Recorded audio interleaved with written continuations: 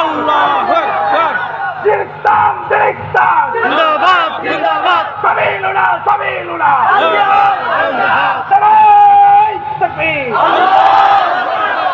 আপনাদের জানা আছে ইতিহাস, আমি আপনাদেরকে স্মরণ করাই দিই আপনাদের অনুপ্রাণিত হওয়ার জন্য। ওয়ালা তাহিনু ওয়ালা তাহজানু ওয়া আনতুমুল আ'লাউনা ইন কুনতুম মুমিনিন। আল্লাহ পরিষ্কার ঘোষণা করেছে, মুসলমান তোমাদের পেরেশানি নাই, টেনশন নাই, যদি মুমিন হও আমি আল্লাহ তোমাদেরকে বিজয় দান করব। মুহাম্মদ আরবি সাল্লাল্লাহু আলাইহি ওয়াসাল্লাম 1000 বছর পূর্বে যখন আল্লাহ প্রদত্ত নবুয়তের অধিকারী হলেন, তিনি যখন মক্কাবাসীকে বলেছিলেন, ইয়া আইয়ুহান নাসু কুলু লা ইলাহা ইল্লাল্লাহ তুফলিহুন, তিনি যখন এই দাওয়াত দিচ্ছিলেন, নিজের আপন গোত্রের মানুষরাই তার উপরে জুলুম আর নির্যাতনের স্টিম রোলার চালিয়েছিল।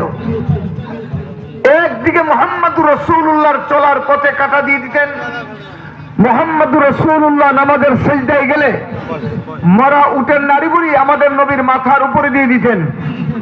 মুহাম্মদুর রাসূলুল্লাহকে দেখলেই কাফেররা পাথর মারতেন। শুধু তাই না, ওই সময় যারা মুহাম্মদুর রাসূলুল্লাহর উপরে ঈমান এনেছেন, আল্লাহর উপরে ঈমান এনেছেন, তাদের উপর পর্যন্ত জুলুম আর শোষণ আর নির্যাতন শুরু হয়েছিল। আপনারা জানেন ইতিহাসের প্রথম শহীদা, ইসলামের জন্য যিনি প্রথম রক্তাক্ত হয়েছেন, শাহাদাতের শরাব পান করেছেন, তিনি একজন নারী, যার নাম হযরত সুমাইয়া রাদিয়াল্লাহু তাআলা আনহা। সুমাইয়ার কোনো অপরাধ ছিল না, সুমাইয়া সন্ত্রাসী ছিল না, সুমাইয়া চাঁদাবাজ ছিল না। শুধু এক আল্লাহর উপরে ঈমান আনার কারণে আবু জাহেলের নেতৃত্বে মক্কার বেঈমানরা সুমাইয়ার বাড়িকে ঘাও করে পিটাইয়া সুমাইয়াকে রক্তাক্ত করে আবু জাহাল সর্বশেষ সুমাইয়ার লজ্জাস্থানে বর্ষা নিক্ষেপ করে হযরত সুমাইয়াকে নির্মমভাবে শহীদ করেছিল। দূর থেকে আমার নবী দেখতেছিলেন, মায়ার নবী সুমাইয়ার উপর নির্যাতনের দৃশ্য দেখে জারজার করে কাঁদতেছিলেন আর বলতেছিলেন, সুমাইয়া, আমরা এখন দুর্বল, যার জন্য তোমাকে সাহায্য করতে পারছি না, তবে শুনে রাখো, যে জুলুম আর নির্যাতন তোমার উপর চালিয়েছে, তুমি সবুর করো, আমি নবী সাক্ষ্য দিলাম আল্লাহ তোমার মৃত্যুকে শাহাদাতের মৃত্যু হিসেবে কবুল করবেন, এবং ইতিহাসের তুমি হবে প্রথম শহীদা নারী। সুবহানাল্লাহ, একটু জোরে বলবেন না ভাই? নবুয়তের 13 বৎসরে, নবুয়তের বয়স যখন 13, মক্কায় দারুল আরকামে আবু জাহেলের নেতৃত্বে রাতের বেলা মক্কার বেঈমানেরা সর্বতভাবে লাঠি সুটা নিয়ে অস্ত্রে সজ্জিত হয়ে ফয়সালা করলেন, আজকে রাত্রেই মুহাম্মদুর রাসূলুল্লাহর ঘর ঘেরাও করা হবে, মুহাম্মদুর রাসূলুল্লাহকে হত্যা করা হবে। আপনারা সবাই জানেন মুহাম্মদুর রাসূলুল্লাহ সাল্লাল্লাহু আলাইহি ওয়াসাল্লামের নবুয়ত আর রিসালাত, আল্লাহর তাওহীদকে পৃথিবীর জমিন থেকে নির্বাসিত করার জন্য, নির্বাপিত করার জন্য রাসূলের ঘরের চতুর্দিকটা বেঈমানরা গাও করে দাঁড়িয়ে গিয়েছিল। সাহাবীরা কান্দে, বিবিরা কান্দে, আজকে মনে রাসূলকে আর বাঁচানো যাবে না। আমার আল্লাহ তাআলা ডেকে বলেন, হাবিবি কিবরিয়া, আপনার ঘরের চতুর্দিকে কাফের আপনাকে হত্যা করার নিমিত্তে দাঁড়িয়েছে, টেনশন করার কোনো প্রয়োজন নাই, এই অবস্থাও আপনাকে বাঁচানোর মালিক হচ্ছে আমি আল্লাহ। মুসলমান ভাইরা একটু আওয়াজ করে বলেন, বাঁচানে ওয়ালা কে? আল্লাহ। জুড়ে ইজ্জত দেনে ওয়ালা কে? আল্লাহ। ক্ষমতার মালিক কে? আল্লাহ। বিজয় দেন কে? আল্লাহ। ওই আল্লাহকে একটু জুড়ে ডাকবেন, ইয়া আল্লাহ, ইয়া আল্লাহ, আরো জুড়ে ইয়া আল্লাহ, ইয়া আল্লাহ, আরো জুড়ে ইয়া আল্লাহ। ইয়া আল্লাহ। ইনশাআল্লাহ এই ডাকের মোকাবেলা করার ক্ষমতা পৃথিবীর কোন বেঈমানের বাচ্চার নাই। বলেন, সমস্ত ক্ষমতার মালিক আল্লাহ। আল্লাহ তার হাবিবে কিবরিয়াকে ডাক দা বলেন, এক মুষ্টি বালি নেন, কোরআনুল কারীমের আয়াত পড়েন, বালিতে ফু দেন। বালি চিনেন তো? যে বালি, বালি কি বলেন আপনারা? বালু। বালু, বালু। রাসূল বললেন, ওমা রমাইতা ইয রমাইতা ওয়ালাকিন্নাল্লাহ রামা। বালিতে ফু দিলেন। আপনাদেরকে আমি বলি আমার দিকে তাকান, হয়তো অনেকেরই কষ্ট হবে আমার কথা বুঝতে। আইও কি করবো, আয় তো অনারদুল্লাহ সিরেঙ্গা বসা হইন্য পারি, থোড়া থোড়া হইতে পারি। এই যে আমার হাতে একটা, এটা কি টিস্যু হাতে নিলাম, ফু দিলাম, কোন দিকে গেল? সামনের দিকে। তো এটা তো স্বাভাবিক, ফুয়ের গতি যেদিকে বস্তু যাবে তার বিপরীত দিকে। কিন্তু যেই জবানের ফু, এটা সাধারণ জবান না, এটা রহমাতুল লিল আলামিনের জবান। আর হুকুমটা হচ্ছে আল্লাহ পাকের। প্যারা নবী বালিতে ফু দিলেন, ফু। আল্লাহ তাআলা বালির প্রত্যেকটা কণাকে হুকুম করলেন, আমার নবীকে হত্যার উদ্দেশ্যে যে আমার নবীর ঘরের চতুর্দিকে দাঁড়িয়েছে বালি, প্রত্যেকটা বেঈমানের চোখের মধ্যে প্রবেশ করো। আল্লাহু আকবার। প্রত্যেকটা বেঈমানের চোখের মধ্যে প্রবেশ করো। আমার মুহাজির ভাইরা ভালো করে শোনো, তোমাদেরকে সান্ত্বনা দেওয়ার মতো ভাষা আমার জানা নাই, তবে আল্লাহ পাকের কোরআন তোমাদের জন্য অনুপ্রাণিত, আল্লাহ পাকের কোরআন তোমাদের জন্য অনুসরণীয়, আল্লাহ পাকের কোরআন তোমাদের জন্য অনুপ্রেরণা, আল্লাহ পাকের কোরআন তোমাদের জন্য ঈমান চেতনা জাগ্রত করবে। হ্যাঁ, কোরআনেই তোমাদের জন্য সান্ত্বনা আছে। সেটা কি? ফু দিয়েছেন রাসূল বালিতে, আর আল্লাহ কাফেরদের চতুর্দিকে দাঁড়ানো কাফেরদের চোখে বালি পৌঁছায়া দিলেন। কাফেররা চোখ ডলতে লাগলেন। আমার নবীকে আল্লাহ ডাকতো হাবিবে কিবরিয়া। কাফেররা স্ব স্থানে দাঁড়িয়ে আছে, আপনি তাদের ভিতর চলে যান, আমি আল্লাহ আপনাকে সেভ করে মক্কাতুল মুকাররমা থেকে মদিনা পর্যন্ত পৌঁছায়া দেব। মদিনা রাসূলের বাড়ি ছিল না, নবীর মূল বাড়ি ছিল মক্কাতুল মুকাররমায়। বলেন নবীর মূল বাড়ি কোথায়? রাসূলের জন্মস্থান কোথায় বলেন? মক্কাতুল মুকাররমায়। তিনি হিজরত করলেন মদিনায়। মাত্র 8 বৎসরের ব্যবধানে 10,000 সাহাবায়ে কেরামের কাফেলার আত্মত্যাগের বিনিময়ে বিনা রক্তপাতে আল্লাহ পাক রাসূলকে মক্কা বিজয় দান করলেন। তবে এর জন্য প্লেন লাগবে, প্লেন। প্রথম শর্ত, আপনাদেরকে ঐক্যবদ্ধ হতে হবে। কিসের ভিত্তিতে ঐক্যবদ্ধ হবেন? কালেমার ভিত্তিতে। বলেন আমাদের কালেমা কি? লা ইলাহা ইল্লাল্লাহ। সবাই বলেন আমাদের কালেমা কি? লা ইলাহা ইল্লাল্লাহ। কে কোন গোত্রের, কে কোন গোষ্ঠীর, কে কালো, কে সুন্দর, কে ধনী, কে গরিব, কে ছোট, কে বড়, কে নারী, কে পুরুষ, এই ভেদাভেদ এখন আর করা যাবে না। এখন আপনারা আপনাদের অস্তিত্ব বাঁচানোর জন্য আপনাদেরকে ঐক্যবদ্ধ হতে হবে। মনে রাখবেন, জেনে রাখবেন, যে জাতি ঐক্যবদ্ধ হয় ঈমানের চেতনায়, এই জাতির বিজয় কেউ দাবায় রাখতে পারে না। আপনাদের রক্ত এবং অস্ত্রের বিনিময়ে আল্লাহ পাক এই মায়ানমারের মধ্যে আগুন লাগাইয়া দিছে। মায়ানমারে এখন শান্তি নাই, কেন? মুসলমানের রক্ত ঝরিয়ে কেউ শান্তি থাকতে পারে না। কথা বলেন ঠিক কিনা? শুনে বলেন। ইনশাল্লাহ অচিরেই নেয়ার সময়, খুব নিকট সময় ইনশাল্লাহ আর কানে রমজা রমজা কালেমার ঝান্ডা উঠবে। এর জন্য জীবন দিতে হবে, জীবন দিতে রাজি আছো? এর জন্য রক্ত দিতে হবে, রক্ত দিতে রাজি আছো? কারা কারা হাত আল্লাহকে দেখো। দেখবে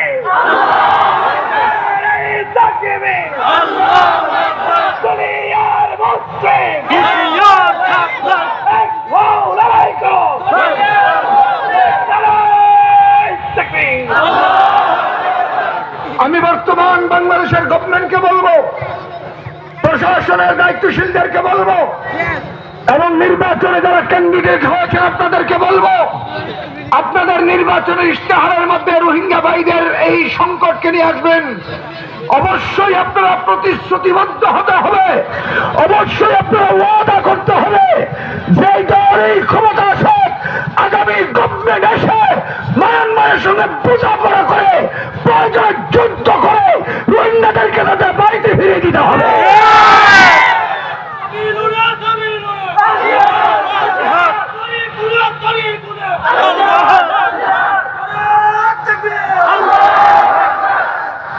বৈষম্য বিরোধী আন্দোলন করে আমরা 16 বছরের জালিম থেকে দেশকে বিজয়ী করেছি। সবচেয়ে বড় বৈষম্যতার শিকার হচ্ছে রোহিঙ্গা ভাইয়েরা। কথা বলেন ঠিক কিনা? আওয়াজ করেন। মামুলি ব্যাপার না। আমার ভাইরা এখনো শান্ত আছে। বিশ্ব বিবেককে বলি মুসলমানের ইমানের সেন্টিমেন্ট নিয়ে খেলবেন না। কেন? এই তামাশা বহু হয়েছে, দিন শেষে আল্লাহ মুসলমানদেরকে বিজয় দান করেছে। বাতিল সে দবনে ওয়ালে, बातिल से दबने वाले आई आसमान ही हम सुबर कर चुका है तू इम्तिहान हमारा तौहीद की अमानत सीनों में है हमारा आसान ही मिटाना नामो निशा हमारा। পরীক্ষা হয়েছে পৃথিবীর সূচনা লগ্ন থেকে, পরীক্ষা চলছে, কিয়ামত পর্যন্ত পরীক্ষা চলবে, কিন্তু ইমানের আওয়াজকে কেউ দাবায় রাখতে পারবে না। বলেন ইসলামের বিজয় দেন কে? আল্লাহ। একটু জোরে বলেন, কে দান করেন? আপনাদের যেন প্রেরণা হয়, আপনারা যেন হতাশ না হন, আপনাদের ইমান যেন ঘুমন্ত ইমান যেন জাগ্রত হয়, এদিকে লক্ষ্য রেখে আজকে কিছু কথা বলার জন্য কালামে হাকিমের সূরা মারিয়াম থেকে 3টি আয়াতে কারিমা তেলাওয়াত করেছি। প্যারা নবী মুহাম্মদুর রাসূলুল্লাহ সাল্লাল্লাহু আলাইহি ওয়াসাল্লামের একটি প্রসিদ্ধ হাদিস আপনাদের সামনে আমি পড়েছি। যেই সূরা থেকে আলোচনা শুরু করব, এই সূরার নাম সূরা মারিয়াম। বলেন সূরা মারিয়াম। একজন মহিলা, মহিষিনী নারী, যেই নারী বিনা পুরুষের কাছে, যেই নারীর গায়ে কোনো পুরুষ টাচ করে নাই, কোনো পুরুষ সঙ্গম করে নাই, আল্লাহ কুদরতি ভাবে এই নারীকে একজন নবীর মা বানিয়েছেন। এই ক্ষমতা কার? আল্লাহ পাকের। যেই নবী এই মার ঘরে, মহিষী নারীর ঘরে হয়েছে, এই নবীর নাম ঈসা ইবনে মারিয়াম। ঈসা আলাইহিস সালাতু ওয়াস সালামের আম্মা। মিশকাত শরীফের হাদিস, আমাদের আম্মাজান খাদিজাতুল কুবরা রাদিয়াল্লাহু তাআলা আনহা ইন্তেকালের সময় রাসূল সান্ত্বনা দিয়ে বললেন, খাদিজা টেনশন করো না, কবর দেশে যাও, গিয়ে জান্নাতে তোমার একজন সতীনের সঙ্গে সাক্ষাৎ হবে, 2 জন সতীনের সঙ্গে। মিশকাত শরীফের হাদিস। খাদিজাতুল কুবরা ডাকতে বলেন, ইয়া রাসূলুল্লাহ, আপনি তো আমার এই অবস্থায় দ্বিতীয় বিবাহ করেন নাই, সতীন পেলেন কোথায়? সতীন পাবো কোথায়? রাসূল বলেন, খাদিজা, 2 জন মহিষিনী নারী ইমানের জন্য, আল্লাহর সন্তুষ্টির জন্য সর্বোচ্চ উদার করে মালিককে সন্তুষ্ট করে কবরে গিয়েছেন। আল্লাহ তাআলা হাসরের ময়দানে এই 2 জন নারীকে আল্লাহ স্বয়ং আমি নবীর কাছে বিবাহ দান করবেন। একজন হচ্ছে আসিয়া, আরেকজন হচ্ছে ঈসা, আরেকজন হচ্ছে মারিয়াম।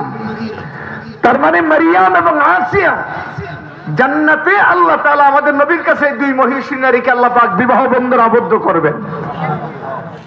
যদিও সূরা মারিয়াম থেকে পড়েছি, কিন্তু আলোচনা মারিয়ামের ব্যাপারে না, আলোচনা হচ্ছে আমাদের জাতির পিতা ইব্রাহিম আলাইহিস সালাতু ওয়াস সালামকে নিয়ে। আমাদের জাতির পিতা আছে তো?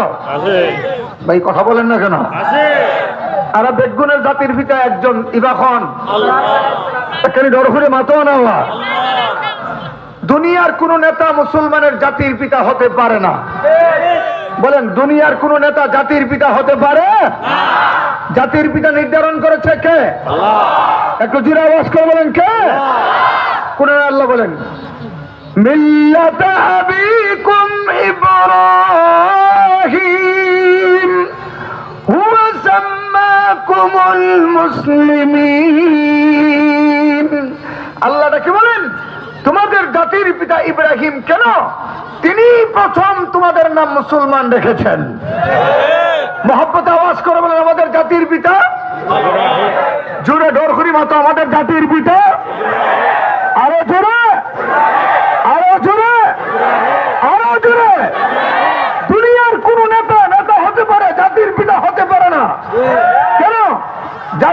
নির্ধারণ করেন তিনি, যিনি জাতি বানিয়েছেন তিনি হচ্ছেন আল্লাহ। বিগত সরকারের আমলে ফ্যাসিস্ট লেডি ফেরাউন শেখ হাসিনা 16 বৎসর নিজের বাবাকে জাতির পিতা বানানোর অনেক অপপ্রচেষ্টা চালিয়েছে, কিন্তু জানতে হবে, মানতে হবে, আইন দিয়া প্রভাব খাটাইয়া জোর করে ভালোবাসার জায়গায় হিট করা যায় না। জাতির পিতা মানতে হলে, মানাতে হলে ভালোবাসতে হয়, ভালোবাসতে হয়, ভালোবাসা শিখাতে হয়। আর ওই জায়গাটা আল্লাহ পাক ফিল আপ করে দিয়েছেন, ওখানে কোন নেতা ঢুকতে পারবে না। আমাদের জাতির পিতা নির্ধারণ করেছেন আল্লাহ, দুনিয়ার জালিমরা চেষ্টা করবে, কিন্তু ইব্রাহিম নবীর নাম জাতির পিতা থেকে কেউ মুছতে পারবে না। কথা বলেন না, ঠিক আছে এখন? আচ্ছা, এবার আপনারা বলেন, ইব্রাহিম নবীর একজন আব্বা ছিল, আব্বার নাম কি? দরখরি মাতো না আজার। এবার আপনারা খন তো, এবার মুসলমান ছিল না কাফের ছিল? দরখরি মাতো না নবীর বাবা কাফের। ভাইরা আমার, ভালো করে শুনেন, একজন মানুষের জন্য বাবার চাইতে আপন কেউ হয় না, একজন মানুষের জন্য মার চাইতে আপন কেউ হয় না।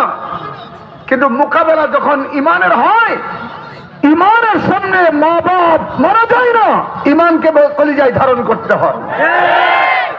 আল্লাহ বলেন, ফালা তুতিউহুমা ইলাইয়া মারজিউকুম, যখন কোন মুমিন মা বাপ মানতে গেলে ইমান চলে যাবে, ফালা তুতিউহুমা, ওই সময় মা বাপ মারা যাবে না, ইলাইয়া মারজিউকুম, গোটা দুনিয়া ছেড়ে আমি আল্লাহর দিকে প্রত্যাবর্তিত হতে হয়।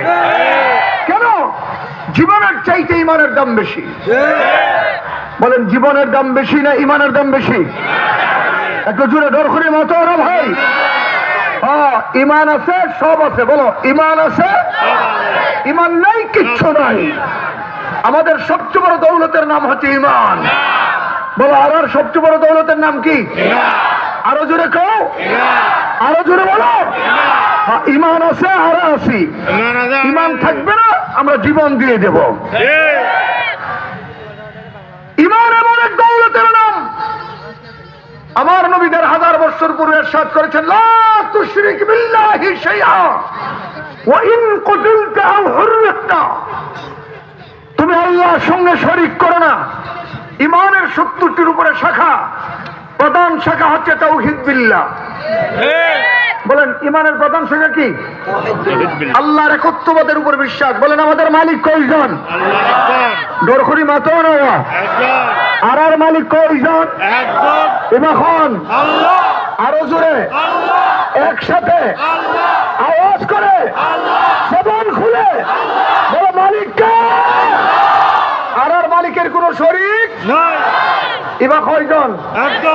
কুল হু আল্লাহু, দরকারি বলো, কুল হু আল্লাহু আল্লাহু লাম ইয়ালিদ ওয়া লাম ইউলাদ ওয়া লাম ইয়াকুল লাহু, তিনি কে? বলেন, তিনি কে? বলেন, আশহাদু আল্লা ইলাহা, জুরা আশহাদু আল্লা ইলাহা ইল্লাল্লাহু ওয়াহদাহু, বলো ওয়াহদাহু লা শারীকা লাহু, বলো লা শারীকা লাহু, বলো লা শারীকা লাহু। আমাদের মালিকের কোন শরীক নাই। আর যখন আমাদের মালিকের কোন শরীক, কোন বেঈমানের বাচ্চা যদি আমাদের মালিকের সঙ্গে শরীকের সিদ্ধান্ত আমাদের উপর চাপিয়ে দিতে চায়, রাসূল বলে, গর্দান উড়ায় দিলে উড়ায় দাও, আগুনে জাপ দিতে হলে জাপ দাও, তবে আমি আল্লাহর সঙ্গে শরীক করব না।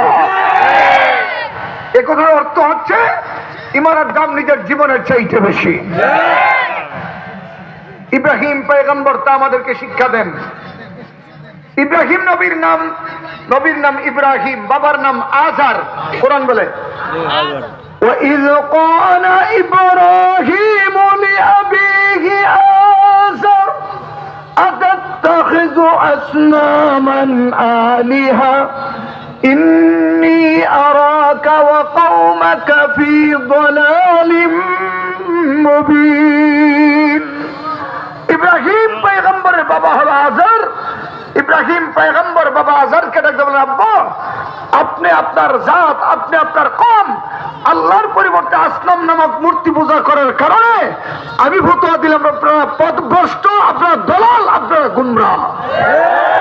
মূর্তি পূজা যারা করে তারা হেদায়েত প্রাপ্ত না গুমরাহ? গুমরাহ। তারা মুক্তি প্রাপ্ত না দলাল? তারা হচ্ছে দলাল। অথচ ইব্রাহিম নবীর বাবা, তার মানে বোঝা গেল যদি ইমানের মোকাবেলায় বাবাও আসে, বাবার সঙ্গে আপোষ করা যায় না। এর নাম ইমান। বলেন এর নাম কি? একটু জোরে বলেন এর নাম কি? কথাটা একটু এখানে রাখেন। ইমানের একটা ডেফিনেশন আপনাদের সামনে আমি তুলে ধরি। পৃথিবী বিখ্যাত একজন সাহাবী, নাম হযরত বেলাল। কি নাম বলেন? নাম নৌফুন ফাল্লা। এবার নাম শুনলেন না? আচ্ছা একখান ডরখুরি মাতেন তো। এবার আজাদ ছিল না গোলাম ছিল? সুন্দর ছিল না কালো ছিল? ধনী ছিল না গরিব ছিল? অত সবাই তো জানেন।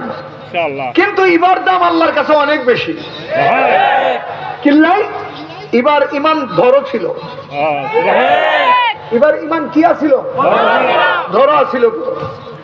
ইমান এমন এক দৌলতের নাম, কোন মুমিন যখন ইমানের নূরে নুরানি হয় হাসতে হাসতে জীবন দেয়, ইমান দেয় না। কিন্তু আরা ইল্লানো 10 টাকা দিয়ে আরা ইমান বেশি বেলায়, এক কাপ সার বিনিময়ে আরা ইমান বেশি দেই। ইমান সবচেয়ে বড় দামি। কেন রাসূল বলেন লা তাকুমুস সাআ হাত্তা ইউকালা ফিল আরদি আল্লাহ আল্লাহ। একজন ইমানদার, একজন কয়জন? একজন ইমানদার পৃথিবীতে যতদিন থাকবে ততদিন আল্লাহ কিয়ামত দিবেন না। তার অর্থ হলো একজন ইমানদারের দাম 7 আসমান 7 জমিনের চাইতে বেশি। সুবহানাল্লাহ। আল্লাহ বলো। সাহাবীর নাম বিলাল। সাহাবীর নাম আরো ডর করি। কালো না সুন্দর? ধনী না গরিব? গোলাম না আজাদ? কিন্তু আল্লাহর কাছে অনেক দাম। বিলালের মালিকের নাম ছিল উমাইয়া। উমাইয়া আবু জাহালের বন্ধু। যেদিন বিলাল কলমা গ্রহণ করেছে, উমাইয়া দেখে পাহাড়ের উপর উঠাইয়া গলা রশি লাগাইয়া কাটা যুক্ত গাছের উপরে গা থেকে কাপড় খুলে টেনে টেনে সস্তে সস্তে জমিয়ে নামাইছে। বিলালের পৃষ্ঠদেশে কাটা ঢুকে ঢুকে গোটা পিঠটা ফেরে টুকরা টুকরা হয়ে গেছে। কালো বিলালের রক্ত থেকে, দেহ থেকে লাল রক্ত ঝরতে ঝরতে আরবের মরুভূমি রঞ্জিত হয়েছে। বিলালের গলায় রশি লাগায় টানে জিহ্বা বের হয়ে গেছে। উমাইয়া ডাক দেখো বিলাল, কলমা পড়ার স্বাদ গ্রহণ করো, বলো এখনো সময় আছে কলমা ছাড়বা কিনা। বেলাল এই রক্তাক্ত অবস্থায় ডেকে বলেছেন, উমাইয়া আমার পিঠে কাটা ঢুকাইয়া গলায় রশি লাগাইয়া জিহ্বা বের করে দিয়েছো, আমার পিঠকে কাটা দিয়ে টুকরা টুকরা করেছো, আমার শরীর থেকে রক্ত রঞ্জিত করেছো আরবের মরু প্রান্তর। এরপরে বলছো আল্লাহ ছাড়ার জন্য। শুনে রাখো, জেনে রাখো, জীবন যাবে ইমান ছাড়ব না। জীবন যাবে, ইমান যাবে না। ইমান ছাড়ব না। আপনারা দেশ ছেড়েছেন, ইমান ছাড়েন নাই, এটা আপনাদের সফলতা। ইনশাল্লাহ ইমানি সেন্টিমেন্ট করে রাখেন, আবার আল্লাহ আপনাদেরকে বিজয় দান করবেন ইনশাল্লাহ। কোন বাতিলের সাথে আপোষ করা যাবে না, কোন বেঈমানের সামনে মস্তক অবনত করা যাবে না। উমাইয়া ডাক ডাকো, জুলুমের মাত্রা বাড়াও। আরবের উত্তপ্ত রোদের মধ্যে বেলালকে উর্দুলঙ্গ করে শোয়া দিলেন, বুকের মধ্যে 100 মণ ওজনের পাথর চাপা দিলেন। কথা বুঝতে লাগবেন তো? সবাই বুঝেন তো কথা? বিলালের জিহ্বা বের হয়ে গেছে। জিহ্বার একটা অংশ জমিনে লেগে জিহ্বার একটু আগা পুড়ে যায়। বিলালের জবান বন্ধ। উমাইয়া ডাকতে বলে, বিলাল মুহাম্মাদের কলমা গ্রহণ করার কারণে তোমাকে জুলুমে জুলুমে শেষ করে দিচ্ছি। 100 মণ ওজনের পাথর বুকে চাপা দিলাম, জিহ্বা বের হয়ে গেছে, জবান বন্ধ হয়ে গেছে। এখনো তোমার শ্বাস নিঃশ্বাস বাকি আছে রে বিলাল। যদি জীবন বাঁচাইতে চাও বলো, বলো মুহাম্মাদের কলমা ছাড়বা কিনা। হযরত বিলালের জবান তো বন্ধ, কিভাবে তিনি জবাব দিবেন? মানাকিব বিলাল, বুখারী সাক্ষী। এই জুলুম অবস্থায় বিলাল ডান হাতের শাহাদত আঙ্গুলে আকাশের দিকে উঠায়া দিলে, আঙ্গুল নেড়ে নেড়ে উমাইয়ার জুলুমের নির্যাতনের জবাব দেয়। ও উমাইয়া, আমার জবান বন্ধ করে দিয়েছি, জবান আমার নাই, আওয়াজ নাই, মালিককে সত্যি বলেছিস?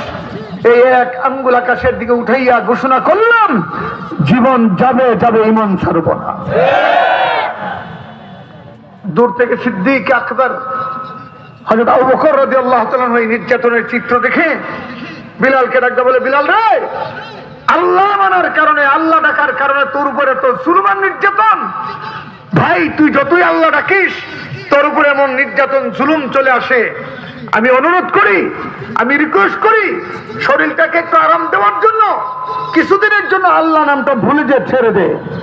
বিলালের সমস্ত শরীর আঘাতে আঘাতে ক্ষত বিক্ষত, জর্জরিত, হাত নাড়তে পারে না, ঘাড় ফিরাইতে পারে না, শরীর ক্ষত বিক্ষত হয়ে রয়েছে। বিলাল অনেক কষ্টে নিজের ঘাটটা সিদ্দিক আকবরের দিকে ফিরাইয়া ডাকতে বলে, ভাই আবু বকর, আমার শরীরের নির্যাতনটা দেখো, কিন্তু আমার ভিতরের আল্লাহ ডাকের স্বাদ তুমি দেখো না। তিনি বলেন, আমি যতক্ষণ আমার জবানে আল্লাহ আল্লাহ নাম জপি, আহাদ আহাদ বলে আমি মালিককে স্বীকার করি, ততক্ষণ পর্যন্ত আমি কোন জুলুম টের পাই না। আলা বিযিকিরিল্লাহ, আলা বিযিকিরিল্লাহি তাতমাইন্নুল কুলুব। অন্তরের প্রশান্তি এক মালিকের জিকিরে, তিনি হচ্ছেন আল্লাহ। বলেন, মুমিনকে বাড়ি গাড়ি অট্টালিকা ধন দৌলত টাকা ব্যাংক ব্যালেন্স ল্যান্ড প্রপার্টিজ পৃথিবীর কোন মোহ মুমিনের অন্তরকে শান্তি দিতে পারে না। মুমিনের অন্তর শান্তি হয় আল্লাহর জিকিরে। যে মালিকের জিকিরে শান্তি হয় তিনি হচ্ছে আল্লাহ। বলেন কার নামে? বলেন কার নামে? আল্লাহর নামে। একটু জোরে রাখবেন আল্লাহ, আরো জোরে রাখবেন আল্লাহ। হযরত আবু বকর বিলালকে খরিদ করলেন, রাসূলের সামনে আযাদ করে দিলেন।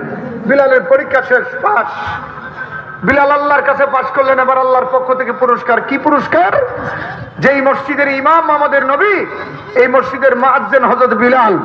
রাসূল মেরাজ করে এসে ডাকতে বলে, বিলাল, এমন কি আমল করো জান্নাতে তোমার খরমের পায়ের আওয়াজ আমি শুনেছি। বিলাল বললেন, ইয়া রাসূলুল্লাহ, উযু ছুটে গেলে উযু করি, 2 রাকাত তাহিয়াতুল উযু নামাজ পড়ি। হ্যাঁ হ্যাঁ, আরেকটা হাদিস শুনেন, ভালো করে শুনেন, মুফাসসিরিনে কেরামের বক্তব্য। পৃথিবীর যেই মানুষ যেই কবরে ইসরাফিল আলাইহিস সালাম সিংহা ফুঁক দিলে ওই মানুষটা ওখান থেকে কবর উঠবেন। আমাদের নবীর রওজা হচ্ছে মদিনা। বলেন, আমাদের নবীর রওজা কোথায়? মদিনা। হযরত বেলালের কবর হচ্ছে দামেস্কে। ঈমানের পরীক্ষায় বেলাল উত্তীর্ণ হওয়ার কারণে মুফাসসিরিনে কেরাম বলেন, ইসরাফিল আলাইহিস সালাম যখন সিংহা ফুঁক দিবেন, হযরত বিলালের কবর আল্লাহ তাআলা টেনে রাসূলের রওজার কদমের সামনে নিয়ে আসবেন। আল্লাহু আকবার। হযরত বিলাল ইসরাফিল আলাইহিস সালামের সিংহা ফুঁকের পরে আমার নবীর সঙ্গে মদিনা থেকে হাসরের ময়দানে উঠবে। দেখছেন আল্লাহর কাছে কি দামি হয়ে গেছে। নির্যাতনটাকে ঈমানের জন্য ধরে রাখবেন। এই নির্যাতন নিয়ে বাঁচলেও লাভ, এই নির্যাতন নিয়ে মরলেও লাভ। ইব্রাহিম পয়গম্বর ঈমানের পক্ষে, বাবা সহ রাষ্ট্রশক্তি সবাই ঈমানের বিরুদ্ধে। ইব্রাহিম নবী একদিনের জন্য, 1 সেকেন্ডের জন্য বাবা কিংবা রাষ্ট্রশক্তির সঙ্গে আপোষ করে নাই। কেন? জীবন গেল, ঈমান ছাড়া যায় না। বলেন, জীবন গেল, ঈমান ছাড়া যায় না। আমি একটা তম্বি, একটা সতর্কবাণী আপনাদেরকে শোনাই। আপনাদের উপর যখন জুলুম চলছিল, যখন রাষ্ট্রের পক্ষ থেকে আপনাদেরকে এই দেশে ঢুকতে দেওয়া হচ্ছিল না, প্রথম আপনাদের জন্য সাহায্যের হাত, প্রথম আপনাদের জন্য আনসারের ভূমিকা পালন করেছে এই দেশের উলামায়ে কেরাম। কথা বলেন ঠিক কিনা? জোরে কান। ইভেন ওই সময় যা এই এলাকায় বিজিবির দায়িত্বরত ছিল এবং মিলিটারির দায়িত্বরত ছিল, তারাও অনেক উপকার আপনাদেরকে করেছে। বহু লোককে এদেশে প্রবেশ করার সুযোগ দিয়ে মায়ানমারের জালিমদের হাত থেকে আপনাদের জীবনকে বাঁচিয়ে দিয়েছে। প্রথম প্রত্যাবর্তনের পর এই দেশে আপনাদের জন্য উন্মুক্ত করেছে উলামায়ে কেরাম।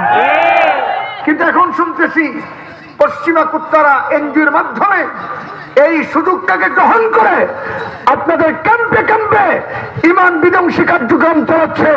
পরিষ্কার কথা, এনজিওর মাধ্যমে যদি সাহায্য করেন, এই জায়গায় আমাদের কোনো আপত্তি নাই, আমরা আপনাদের সঙ্গে সাহায্য করব। কিন্তু কোন মুসলমানের ইমান যদি হরণ করতে হয়, আল্লাহর কসম জীবন দেব, কিন্তু ইমান হরণ করতে দেব না। কেন?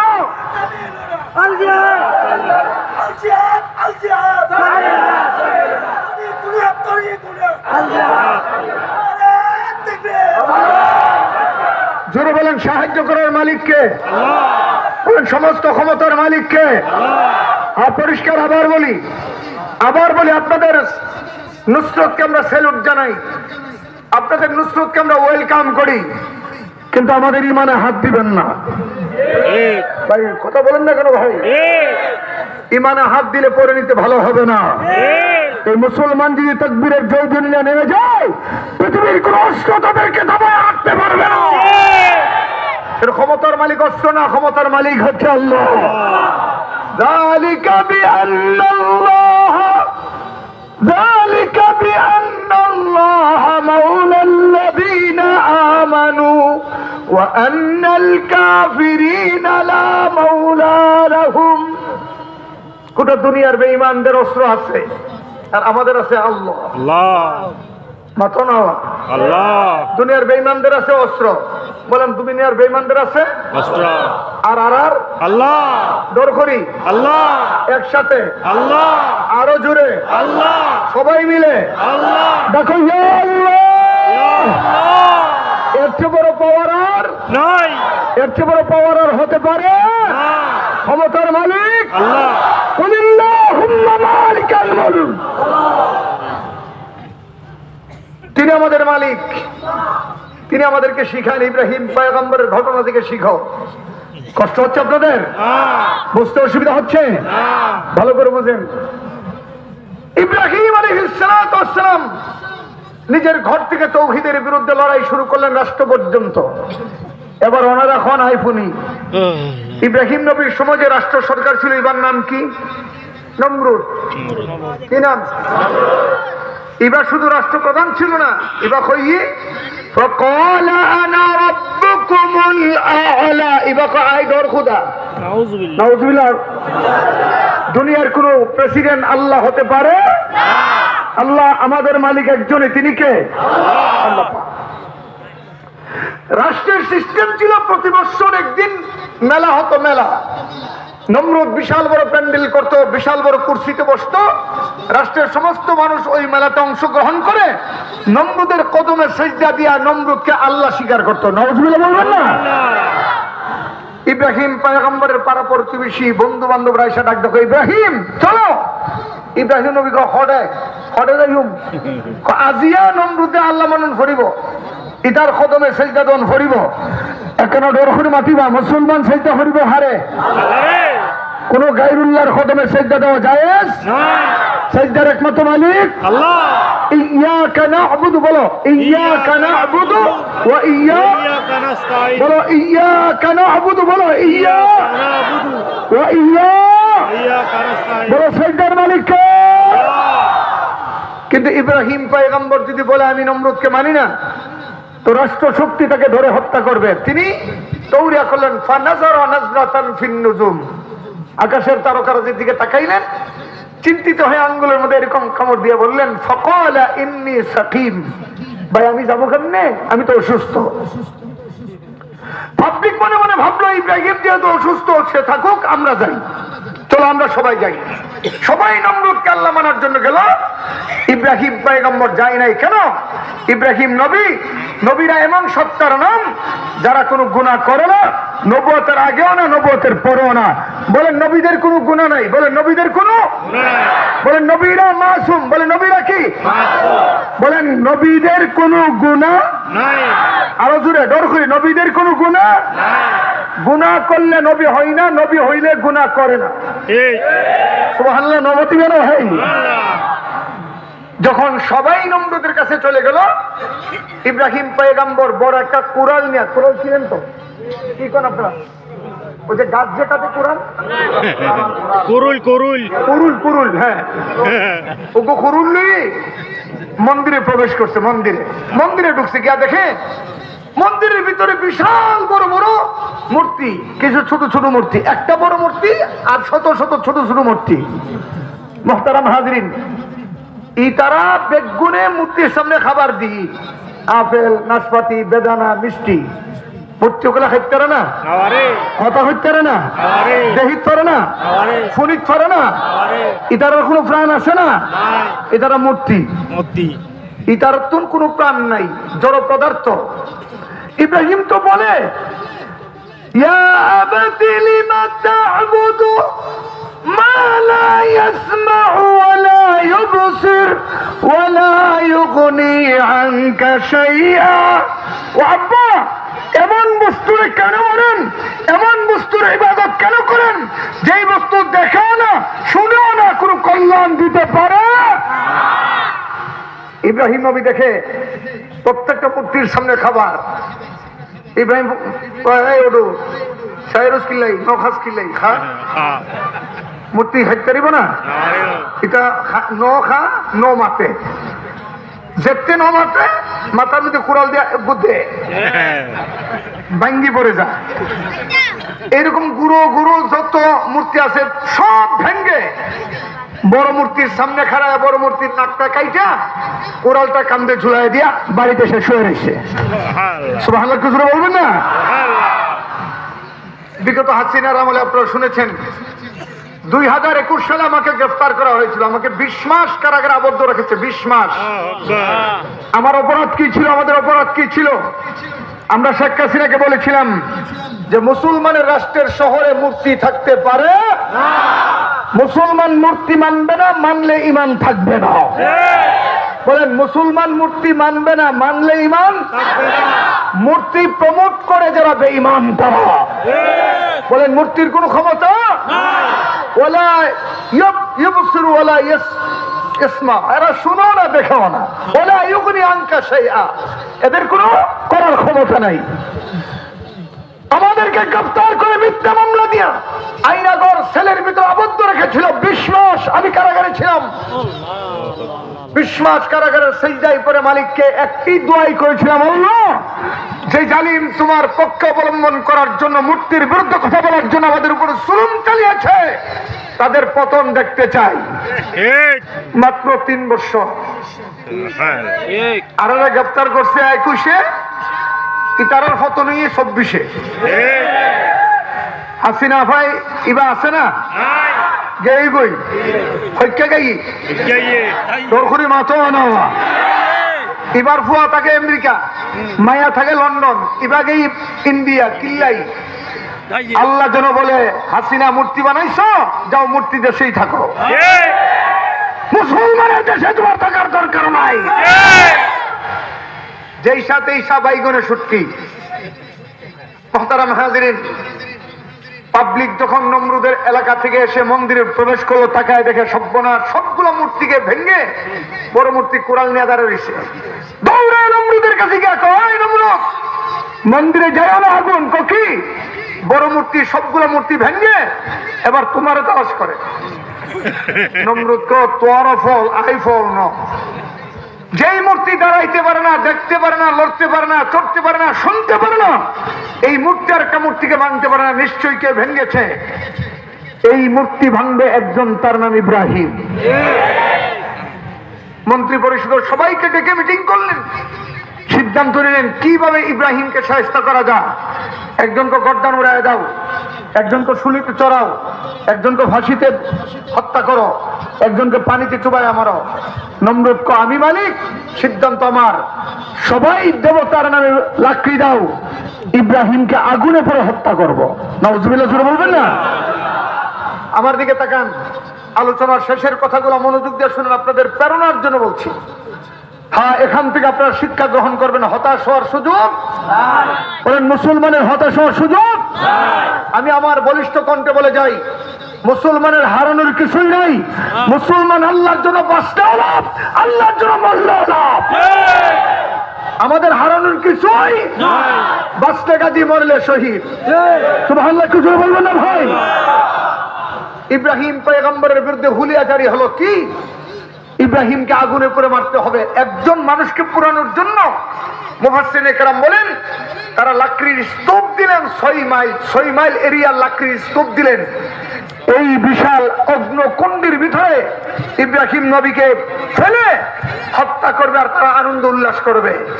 আল্লাহ যেন ডেকে বলেন, নমরুদ তুই দেখাবি তোর পর, আর আমি আল্লাহ দেখাবো কুদরত। নমরুদ বিশাল বড় আগুনের ব্যবস্থা করে আল্লাহর খলিল ইব্রাহিমের বাড়িতে পুলিশ পাঠাইলেন।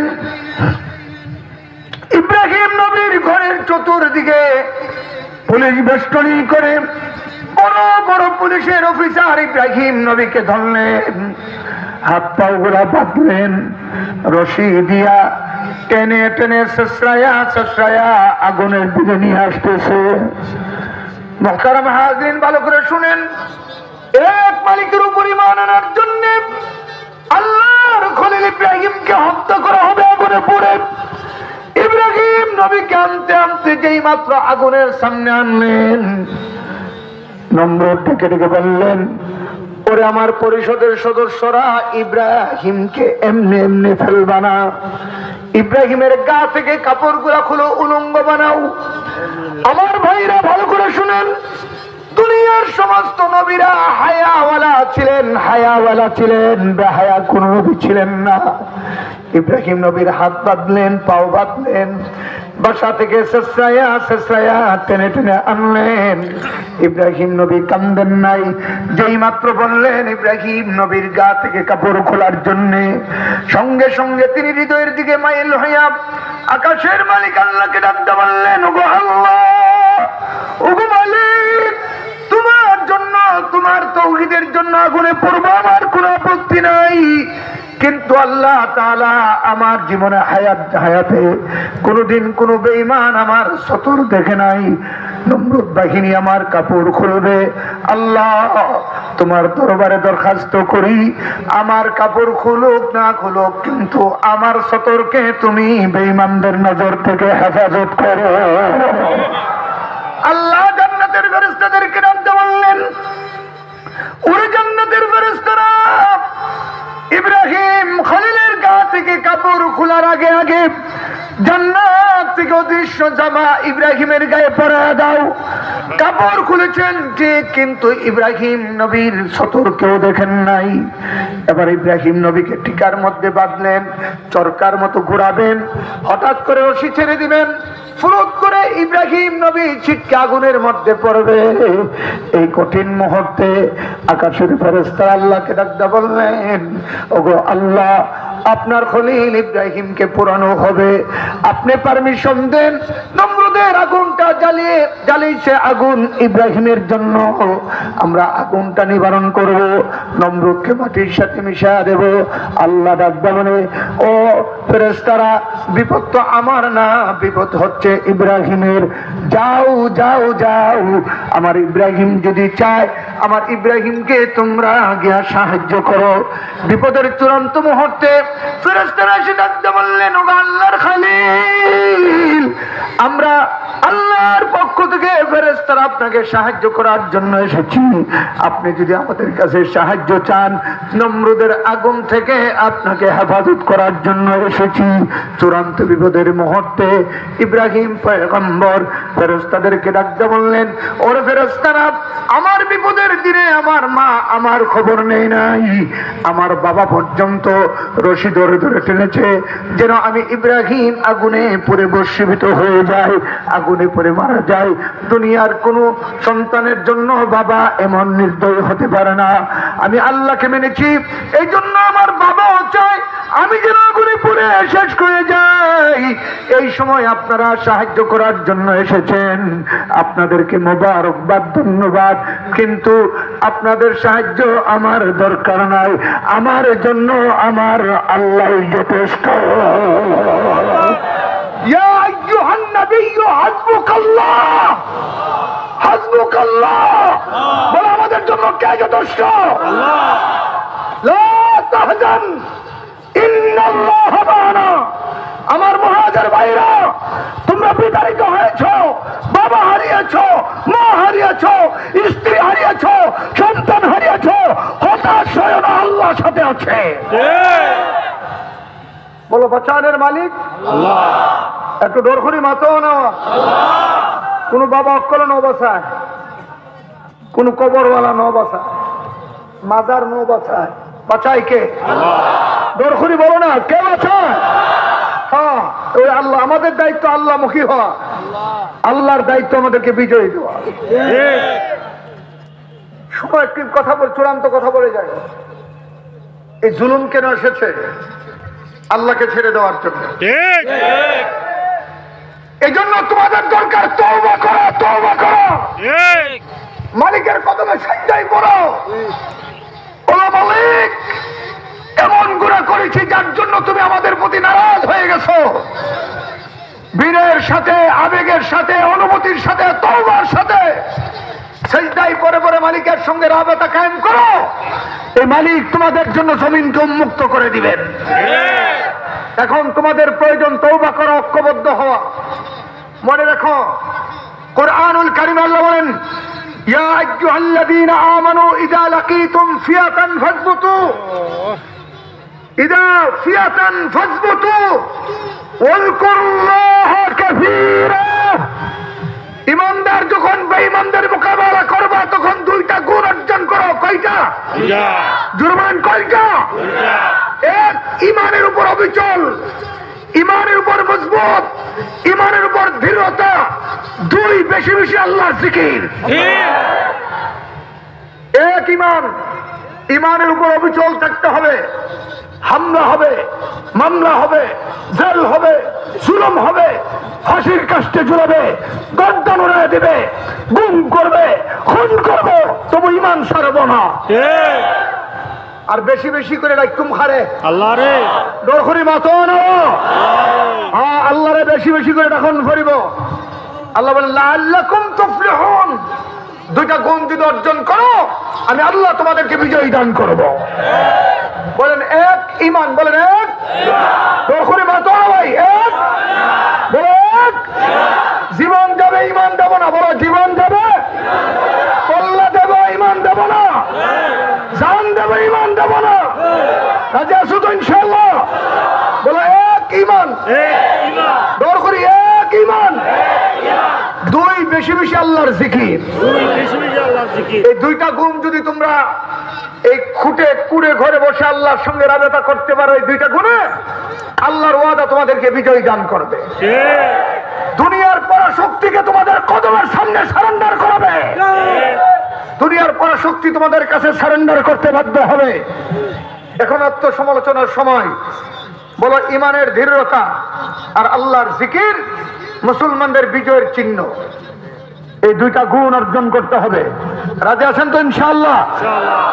আপনারা কোনো অচারেঞ্জ করতে পারবেন না, কোনো মানুষের অধিকার হরণ করতে পারবেন না, মহিলাদেরকে বেপরদা চালাতে পারবেন না, হারামের দিকে দাবিত হতে পারবেন না। আপনারা প্রয়োজনে নবীর মতো পেটে পাথর বাঁধবেন, তথাপি হারাম হবেন না। এখন আপনারা পরীক্ষার মধ্যে আছেন। এই দুইটা গুণ অর্জন করবেন। এক, ইমান। আবার বলে এক। বলো প্রথম কি? দরখড়ি মতো প্রথম।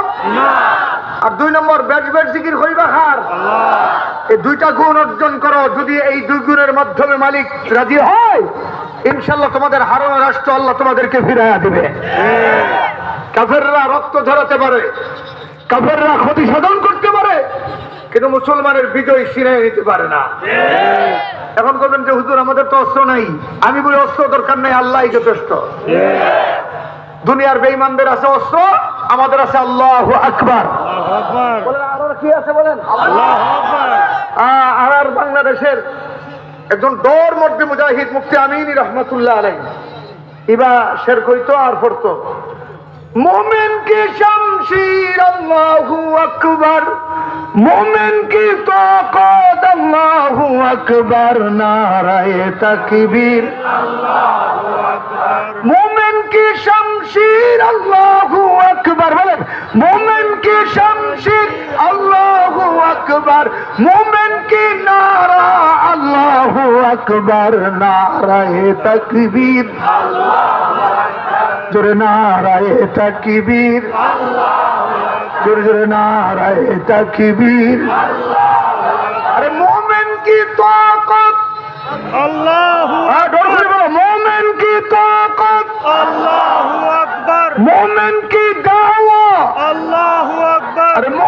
की ताकत अल्लाहु अकबर, मोमिन की दावा अल्लाहु अकबर, नाराए तकबीर পারবা তো ইনশাআল্লাহ? তাকবীর দিতে পারবা তো? বলো পারবা? সবাই পারবা তো ইনশাআল্লাহ? দুইটা গুণ অর্জন করে আমি গোলাম বলে গেলাম, আল্লাহ তোমাদেরকে বিজয় দান করবে। এক ঈমান, বলো এক, বলো এক। দুই কার জিকির? এই দুই গুণ অর্জন করো, বিজয় তোমাদের আসবেই আসবে ইনশাআল্লাহ। শুধু মায়ানমার নয়, আগামীর বিশ্ব হবে মুসলমানের বিশ্ব, আগামীর পৃথিবী হবে মুসলমানের পৃথিবী। আমাদের আমির আসতেছেন আল্লামা মেহেদী রহমাতুল্লাহ আলাইহি, তিনি আসবেন, গোটা জাতিকে ঐক্যবদ্ধ করবেন, পৃথিবীর কাফেরদের মূল শিখে উঠাবেন, तमाम পৃথিবীতে কালেমার ঝান্ডাকে উড্ডীন করবেন ইনশাআল্লাহ। আল্লাহ সেই পর্যন্ত আমাদেরকে বেঁচে থাকার তৌফিক দান করো, আরো জোরে বলো আমিন। ইব্রাহিম নবী ফেরেশতার সাহায্য নেন নাই কেন? ইব্রাহিম নবীর মালিক কে? আল্লাহ। এবার জোরে কো, আরর মালিক কোন? আল্লাহ।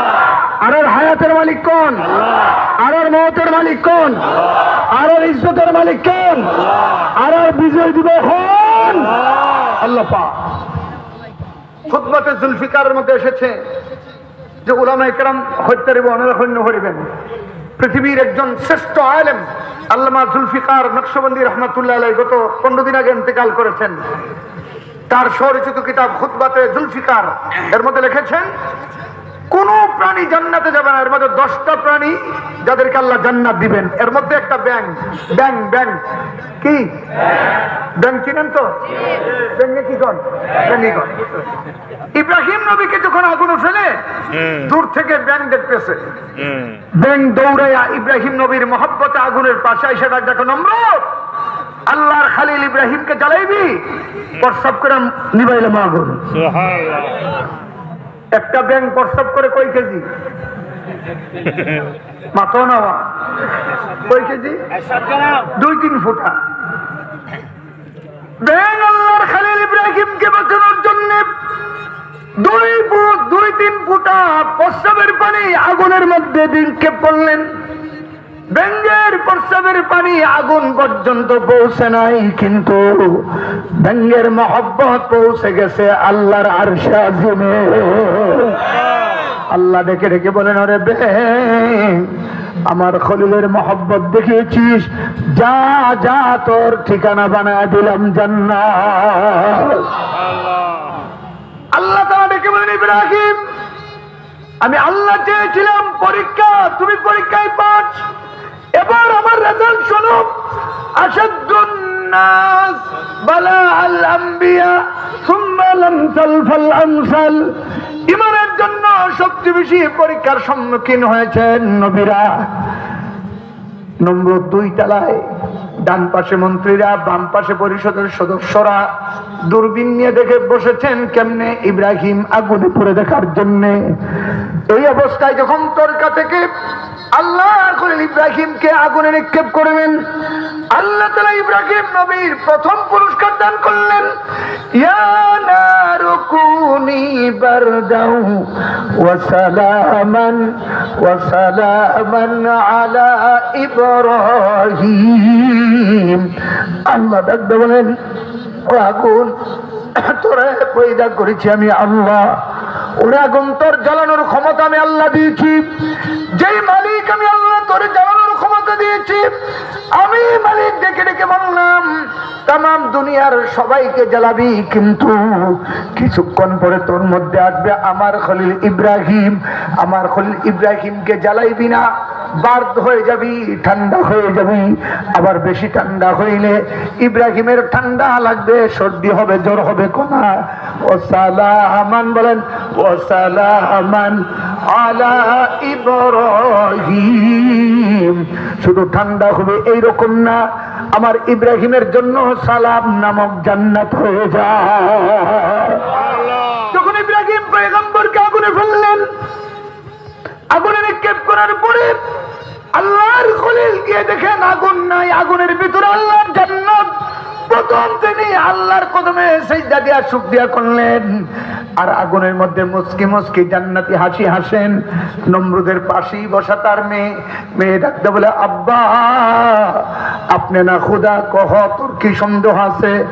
সন্দেহ হওয়ার তো কথাই, ইব্রাহিমকে আগুনে নিক্ষেপ করেছিল আগুন তাকে পোড়ানোর জন্য, কিন্তু দেখা যাচ্ছে ইব্রাহিম আগুনের মধ্যে জান্নাতি হাসি হাসতেছেন। ও আব্বা তুমি খুদা না হুদা? নমরুদ ডাকতে বলে, মা একটু ওয়েট এন্ড সি, একটু অপেক্ষা কর। নমরুদ দ্রুত থেকে নেমে আগুনের পাশে দাঁড়ায় ডাকতে বলেন, আগুন আমার কোনো ক্ষমতা নাই, কিন্তু নিজেরা আল্লাহ দাবি করছি, লক্ষ লক্ষ মানুষ দেখতেছে, একটু ইব্রাহিম রে পোড়া, নতুবা আমার মুখ থাকবে না। আগুন কথা বলতে পারে না, তাফসীরে লেখা আছে আগুন আল্লাহকে ডাকতে বলে, গো মালিক একটু পাওয়ার দাও, নমরুদের সঙ্গে কিছু কথোপকথন করবো। আল্লাহ ডাকতে বলে, যা আগুন পাওয়ার দিয়ে দিলাম। আগুন ডাকতে বলে, নমরুদ চিল্লা চিল্লি করিস না, ইব্রাহিমকে পুরাবো থাক দূরের কথা, যেই মালিক আমাকে পয়দা করেছেন ওই মালিক আমাকে ইব্রাহিমের জন্য জান্নাত বানায় দিয়েছে। আমার ক্ষমতা আছে না নাই? তুইয়া তোর গোষ্ঠী লইয়া গোটা পৃথিবী জ্বালিয়ে সারখার করে দেব, ইব্রাহিমের পশম জ্বালাতে পারবো না। এই অবস্থায় যখন ইব্রাহিম পয়গম্বর আগুনের মধ্যে জান্নাতি হাসি হাসতো, নমরুদের মেয়ে ডাক দেখো, আব্বা বুঝেছি তোমার কোনো পাওয়ার নাই, তুমি আসলে খুদা না, তুমি ডুপ্লিকেট। ইব্রাহিমের মালিক আসল মালিক আমি পড়লাম, লা ইলাহা ইল্লাল্লাহু ইব্রাহিম খলিলুল্লাহ। নমরুদের মেয়ে কলমা পড়ে মুসলমান হয়ে গেছেন। মুহতারাম হাজিরিন, শেষের কথাগুলো ভালো করে শুনেন। ইব্রাহিম পয়গম্বর উপর জুলুম হয়েছে, নির্যাতন হয়েছে, নিপীড়ন হয়েছে, ঘর ছেড়েছেন, হাত পা বেঁধেছে, উলঙ্গ করেছে, আগুনে নিক্ষেপ করেছে। সাহায্য করেছেন কে? একটু জোরে কান। কেন সাহায্য করেছেন? বিপদের সময় ইব্রাহিম আল্লাহকে ভুলে নাই। আপনাদের প্রধান দায়িত্ব, আপনারা আল্লাহকে ভুলবেন না। রাজি আছেন ইনশাআল্লাহ? ভাই ডর করি মাতো বলো, আমাদের মালিককে, বাচ্চা দেওয়ালাকে, বিজয় দেওয়ার মালিককে, ইজ্জত দেওয়ার মালিককে, সম্মান দেওয়ার মালিককে। বলো জীবন দেব আল্লাহ ছাড়বো না। বলো জীবন দেব, বলো কল্যাণ দেব আল্লাহ ছাড়বো না। বলো আমাদের সবচেয়ে বড় দৌলতের নাম হচ্ছে ঈমান। বলো আমাদের সবচেয়ে বড় দৌলতের নাম, আরো বলো আমাদের সবচেয়ে বড় দৌলতের নাম। আর ইমানদারের জন্য গোটা বিশ্ব আল্লাহ উন্মুক্ত করে দেবেন, এটা আল্লাহর ওয়াদা। ঠিক কিনা জোরে কান। আমি দুইটা কর্মসূচি আপনাদেরকে দিয়ে গেলাম। এক, ইমানি ইস্তেকামত, বেলাল হয়ে যাবেন। বেলাল কি হবেন? উমাইয়া না বেলাল কি হবেন বলেন? জুলুম আসবে, আসতেছে, আরো পরীক্ষা আসবে, কিন্তু আল্লাহ ছাড়বো না। বাবা একখানে ডর করে মাতো না ভাই। বলো আরো জুলুম আসলো, কাকে ছাড়বো না? প্রথম তোমাদেরকে ঐক্যবদ্ধ হতে হবে, ঐক্যবদ্ধ হতে হবে। আমরা শুনতেছি তোমরা নাকি দলে দলে বিভক্ত হচ্ছ, এটা উচিত না। তোমরা যত বিভক্ত হবা তত গজব তোমাদের উপর নিপীড়িত হবে। বিজয়ের জন্য এক হওয়া দরকার। সব 313 জন মুসলমান ঐক্যবদ্ধ হয়েছিল বদরে, আল্লাহ বিজয় দান করেছেন। ওয়ালাকাদ নাসারাকুমুল্লাহু বিবাদরিন ওয়া আনতুম আযিল্লা। বলো বিজয় দেওয়ার মালিক কে? এক নম্বর আল্লাহ ছাড়বো না। বলো এক নম্বর কারে ছাড়বো না? দুই নম্বর জিকির করবো কার? একটু জোরে বলো না, আরো জোরে ডাকবো আল্লাহ। ডাকবেন তো ইনশাআল্লাহ? ইনশাআল্লাহ, ইনশাআল্লাহ। এই দুই গুণ অর্জন করলে দুনিয়ার কোনো বেঈমান আপনাদেরকে পরাজিত করতে পারবে না ইনশাআল্লাহ। আমি বাংলাদেশের উলামায়ে কেরামের পক্ষে আপনাদেরকে কথা বললাম, কথা দিয়ে গেলাম। আপনাদের অনেক রোহিঙ্গা ভাইদেরকে নিয়ে আমি সচিবালয়ে বৈঠক করেছি। আমার এই প্রচেষ্টা অব্যাহত আছে, থাকবে। আমি কথা দিলাম, আপনারা যদি ইমানি ইস্তেকামত রাখতে পারেন এবং আল্লাহর জিকির বেশি বেশি করতে পারেন, ঐক্যবদ্ধ থাকেন, এই দেশের উলামায়ে কেরাম মুসলমান আপনাদের সঙ্গে থাকবে ইনশাআল্লাহ। বলো ইনশাআল্লাহ। আপনারা আমাদের ভাই হয়ে থাকবেন ইনশাআল্লাহ। আপনারা আমাদের ভাই হয়ে থাকবেন, তবে নাফরমানি করা যাবে না। মনে থাকবে তো ইনশাআল্লাহ? বলেন রোহিঙ্গা বাঙালি বলে কোনো আলাদা শব্দ নাই, সবাই ভাই ভাই। বলেন আর কি? আল মুসলিমু আখুল মুসলিম, ইন্নামাল মুসলিমুনা ইখওয়া, আল মুসলিমু কাজ্জাসাদিকা ওয়াহিদ। আমাদের ভিন্ন ভিন্ন দেহ আছে, মন আমাদের একটাই। কেন? আমরা মুসলমান। বলো আমরা কি? ওয়া আনা মিনাল মুসলিমিন, ওয়া আনা মিনাল মুসলিমিন। বলো ইন্নী ওয়াজ্জাহতু, বলো ইন্নী, সবাই জোর করে ইন্নী ওয়াজ্জাহতু ওয়াজহিয়া লিল্লাযী ফাতারাস সামাওয়াতি ওয়াল আরদা হানিফা ওয়া মা আনা মিনাল মুশরিকিন। বলো লা ইলাহা, জোর করে লা ইলাহা ইল্লাল্লাহ মুহাম্মাদুর রাসূলুল্লাহ। আমাদের মধ্যে কোনো ডিভাইশন নাই, আমরা ভাই ভাই। বলেন আর কি? আর কি? ইনশাআল্লাহ বিজয় আসবেই। বলেন ইনশাআল্লাহ বিজয়। আর যদি আল্লাহ কবুল করে শহীদ হয় তো জান্নাত আমাদের কপাল চুম্বন করবে। আমাদের পরাজিত হওয়ার কিছুই নাই। আমরা বাঁচলেও লাভ, মরলেও লাভ। বলেন আমরা বাঁচলেও লাভ। মুসলমানের পরাজয়ের কোন কারণ? সাহাবায়ে কেরাম ফাঁসির কাছে ঝুলে আর বলে ফুস্তু বিরাব্বিল কাবা, আমরা সফল হয়ে গেছি। আল্লাহু আকবার। মনে রেখো, তোমাদের জুলুম এখন আমাদের চোখে ভাসে। তোমাদের বাড়িঘর যেইভাবে পুড়েছে সেটা আমরা এখনো দেখি। ওই মানুষগুলা যারা জুলুমের মাধ্যমে শহীদ হয়েছে তারা এখন জান্নাতের মেহমান। কথা বলেন ঠিক কিনা? জোরে কান। আল্লাহ তোমাদেরকে কবুল করুক। আমার জন্য দোয়া করবেন। জেলখানা থেকে বের হওয়ার পরে আমার 4টা দাঁত রিপেয়ারিং করা হয়েছে। গত কয়েকদিন আগে 6টা দাঁত চলে গেছে। বহু জুলুম আমাদের উপর হয়েছে। আল্লাহ যেন হায়াতের মধ্যে বরকত দান করে। আমি আপনাদের এই উপস্থিতি দেখে যার পরনাই খুশি হয়েছি। আল্লাহ আপনাদের এই ঐক্যবদ্ধতাকে কবুল করুক। আর বাচ্চাদেরকে দ্বীনি ইলম শিখাবেন। যত কষ্ট হোক ঈমান আর ইলম থেকে দূরে থাকবেন না, ইনশাআল্লাহ। রাজি আছেন তো? ইনশাআল্লাহ। আমরা শুনতে পাচ্ছি একদল বেয়াদব পশ্চিমাদের দাস গোলাম আপনাদের নারীদের কিনে ষড়যন্ত্র চালাচ্ছে। আপনাদের নারীদের ইজ্জতের হেফাজত আপনারা করবেন ইনশাআল্লাহ। মনে থাকবে তো? ইনশাআল্লাহ। আপনাদের নারীদের ইজ্জতের পাহারাদার আপনাদেরকে বলতে হবে। এক একজন বোন, এক একজন মায়ের ইজ্জত আমাদের সবার ইজ্জত। তাদের ইজ্জত নিয়ে চিনিমিনি খেলতে দেওয়া যাবে? তারা আমাদের মা, তারা আমাদের বোন, ঠিক না? আল্লাহ কবুল করুক। আরো জোরে বলেন আমিন। ভাইরা আমার,